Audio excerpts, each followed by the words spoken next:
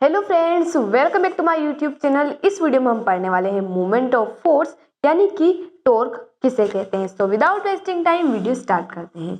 हम पढ़ने वाले हैं टॉर्क और टॉर्क को ही हम कहते हैं मोमेंट ऑफ फोर्स। अब देखिए गाइस, हमने लीनियर मोशन पढ़ा है। तो कोई ऑब्जेक्ट है, अगर हम उस पर क्या लगाते हैं, फोर्स लगाते हैं और वो स्ट्रेट लाइन में ट्रेवल करने लगता है तो उसी को हम क्या कहते हैं, लीनियर मोशन। और we can say rectilinear motion, straight line motion. तो यानी कि ये क्या हो गया, लीनियर मोशन हो गया, जिसमें ऑब्जेक्ट ये कर रहा है एक ही डायरेक्शन में ट्रेवल करे।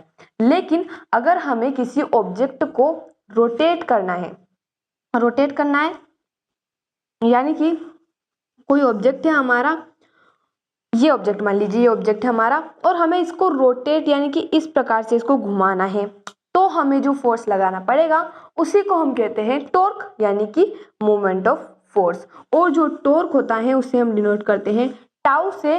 और torque moment of force equal होता है मैग्नीट्यूड ऑफ फोर्स इनटू में आर। अब ये आर क्या है, आर का मतलब है परपेंडिकुलर डिस्टेंस और ये क्या है, वेक्टर क्वांटिटी है। यानी कि हम टॉर्क इक्वल लिख सकते हैं फोर्स इनटू में क्या है गाइस, परपेंडिकुलर डिस्टेंस, और साथ में हम लिख सकते हैं साइन थीटा।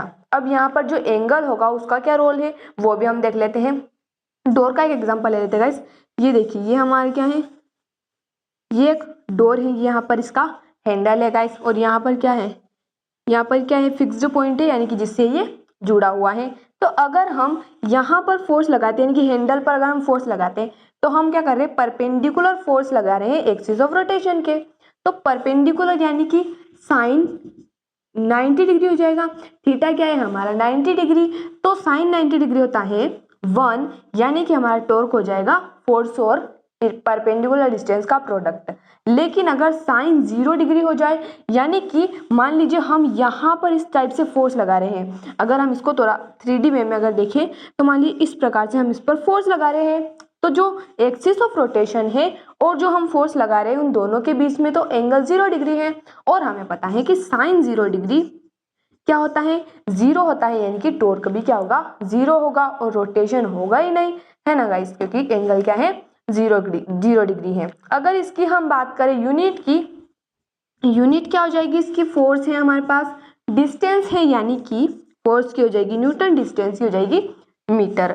और अगर डायमेंशन फॉर्मूले की हम बात करें तो डायमेंशनल फॉर्मूला आ जाएगा ml/t-2 है ना गाइस, यही क्या हो जाएगा इसका डायमेंशनल फॉर्मूला भी हो जाएगा। तो आई होप गाइस यहाँ तक आपको समझ में आया होगा। अगर कोई बात बचती है तो आप कमेंट में पूछ सकते हैं, कोई डाउट हो तो भी आप कमेंट में पूछ सकते हैं। मिलते हैं अगले वीडियो में नए टॉपिक के साथ। धन्यवाद।